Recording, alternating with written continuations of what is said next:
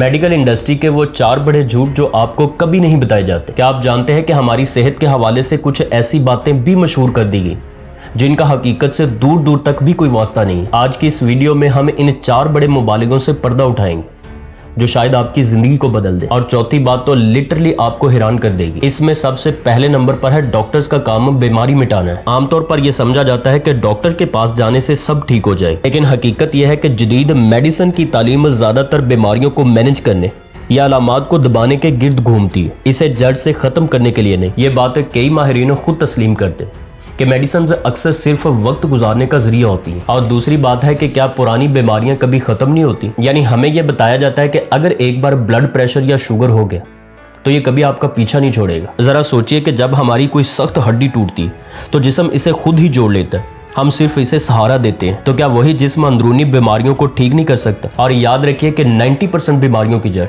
जिस्म में रुकी हुई गंदगी है, जिसे दुरुस्त ग़िज़ा और वक्त देकर साफ किया जा सकता है। और तीसरे नंबर पर है कि मेडिसिन खाओ और शिफायाब हो जाओ। ये एक बहुत बड़ा वहम है।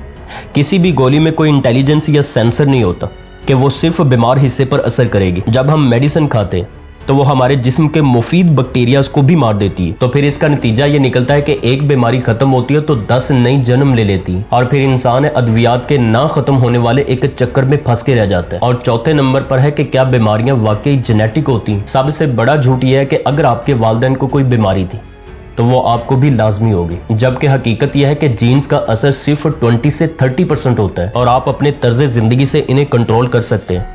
असल में बीमारियां विरासती नहीं होती बल्कि बावर्ची खाना विरासती होता है। यानी अगर आप भी वही कुछ खा रहे हैं जो आपके वालिदैन खा रहे थे तो फिर बीमारियां भी वही होंगी। याद रखें कि आपका जिस्म दुनिया की बेहतरीन लेबॉर्ट्री है, इसे सिर्फ सही ईंधन यानी ग़िज़ा और देखभाल की जरूरत है।